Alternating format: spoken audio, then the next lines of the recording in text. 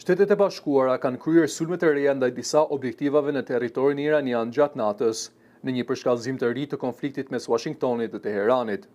Sipas ushtrisë amerikane, goditjet u kryen disa orë pas mesnate dhe kishin në shënjesër kapacitete ushtarake të vëzhgimit, sisteme komunikimi dhe struktura të mbrojtjes ajrore në disa zona të Iranit, përfshirë edhe pranë Teheranit. Presidenti Donald Trump, duke folur për gazetarët në Florida, paralajmëroi se Shtetet e Bashkuara do të vazhdojnë me sulme edhe më të forta nëse nuk arrihet një marrëveshje paqeje. Ne do t'i sulmojmë ata dhe do t'i sulmojmë shumë fort, deklaroi Trump, duke shtuar se nëse është e nevojshme, negociatat mund të zhvillohen edhe përmes forcës ushtarake.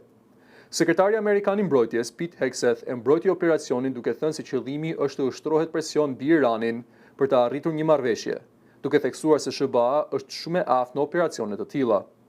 Nga ana tjetër, mediat shtetërore iraniane raportuan shpërthime në disa qytete, ndërsa Korpusi i Gardës Revolucionare Islamike tha se ka kryer kundër sulme ndaj disa bazave amerikane në rajonin e Gjirit, përfshirë Kuvajtin dhe Bahreinin. Teherani gjithashtu paralajmëroi se mund të godasë çdo anije që kalon në ngushticën e Hormuzit, një nyje strategjike për tregtinë globale të naftës, ndërsa mediat lokale raportuan për incidente me 2 anije në zonë. Komanda qendrore e SBA-s tha se rruga detare në ngushticën e Hormuzit mbetet e hapur dhe se anijet tregtare po vazhdojnë lëvizjen normalisht pavarësisht kërcënimeve. Ndërkohë, tensionet në rajon mbeten të larta edhe në Liban, ku vazhdojnë përplasjet mes forcave izraelite dhe Hezbollahut, të mbështetur nga Irani, me raportime për viktima në jug të vendit. Situata mbetet e paqëndrueshme, me shkëmbime sulmesh dhe deklarate të forta që po rrisin frikën për një përshkallëzim më të gjerë rajonal.